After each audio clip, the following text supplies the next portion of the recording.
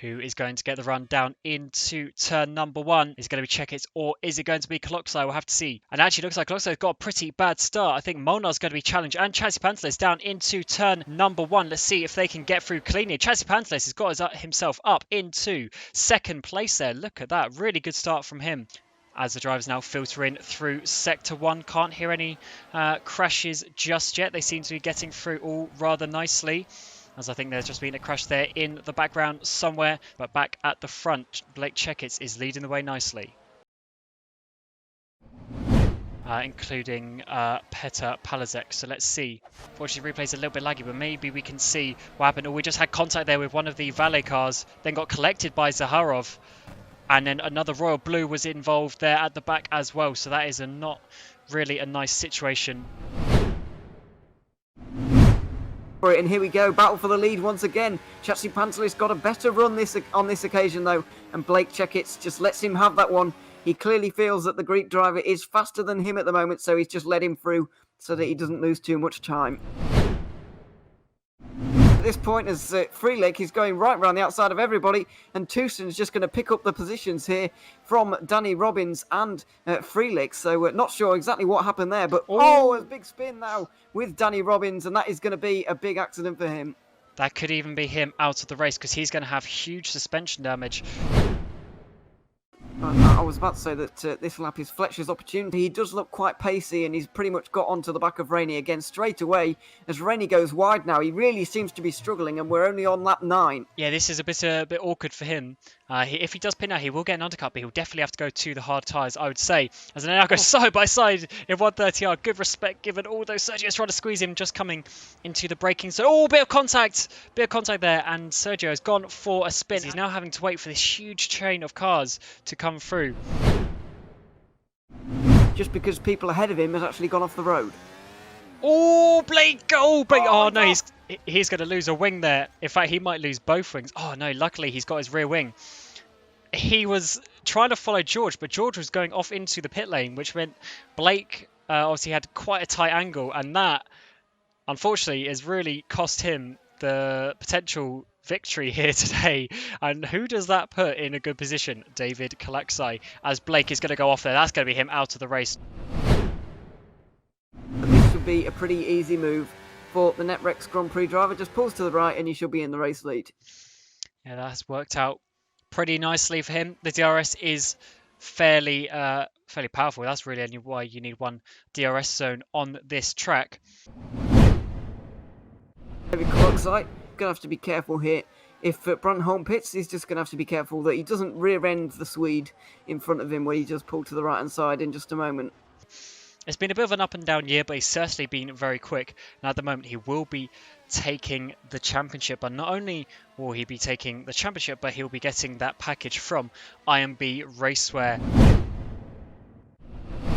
Matthew Toussaint coming through Spoon Curve at the moment on the back of Patrick Rusenak in the Drillers Esports car, the kind of orangey car in front of him. And now he's going to try and get him on the run to 130. I'm going to pull to the outside, even though there's a bit more space on the left. He's chosen to go for the right-hand side anyway. Going for the spectacular move here, around the outside of 130R. He's got fresher tyres, but that was nevertheless very impressive from the British driver there. He's into 8th position now. He's going to be up into 7th as well, because Brandholm was pitted, so things looking slightly better for Toussaint here, but still not enough for him at the moment, I'm afraid.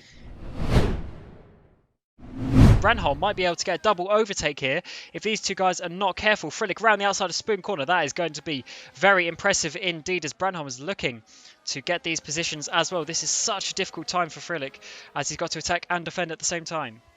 Yeah, it's going to be a very, very interesting one now down into 130R. Brandholm's going to be on the outside, but he's getting on the inside, getting the slipstream is Freelick, and so Brandholm just has to stall out and goes to the outside now for the chicane. A little bit even on the grass there, trying to get a good run. Bit of a mistake there from Freelick as well, and a huge slide on the exit. This is going to be easy for Brandholm to get through now. He's going to grab the slipstream, the DRS, and he's going to be up into 7th position. We're now seeing actually Adam Rainey battle with Frelick into turn number 1. Oh, as Frelick goes for a bit of a spin, can he keep that out of the wall? That is going to be... that is so So disappointing for him. He's going to have to come in for another pit stop there, as Adam Rainey has a battle with someone else. But unfortunately for Simon, that is going to be him coming back into the pit lane. So let's see what can Prosciutto do now. He's going to try the outside this time in 130R. See if these two can go side by side. Oh, just about giving each other enough room there. Oh, tiny bit of contact. Fortunately, keeping it in.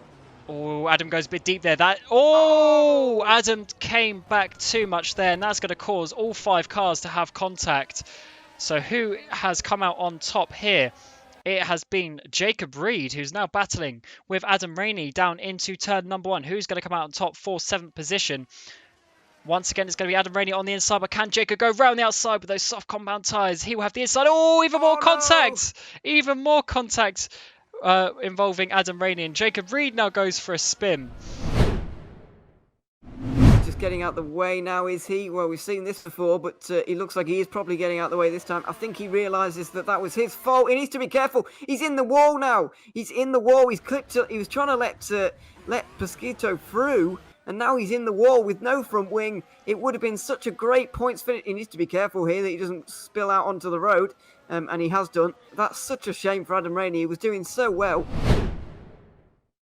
George Chatzipantelis, the Greek driver for NetRace Grand Prix, looks like he's led pretty much all of the laps during this race. A completely dominant drive from him into the final corners now. And this will be his 2nd race victory of the season as he comes around to take the Japanese Grand Prix. Awesome job from him. Very, very good pace indeed. And we'll have to see exactly what happens. But we think Kaloksai has just not won the championship by 1 point. It will go down to Brazil, but we will just confirm that in a couple of moments' time. But still a good drive from him to get 2nd place. Mona getting on the podium for NetRex. Matthew Clip with a great drive in 4th. Matthew Tucson in 5th place, we think, has just kept it alive. Brentholm in 6th. Rusinak, as we just saw, is going to finish in 7th place with the 2 Royal Blues of Prosciutto and also Luxak. And now Red Hero Sim Racing from Motorino getting in 10th place. Kaloksai will have to wait another race. Obviously, he will have to DNF, and Matt Tucson will have to pretty much win the race in Brazil for that to make any sort of change. But yeah, today was actually all about George Chatzipantelis. We thought he might be crowning the champion, but it's actually all about NetRex.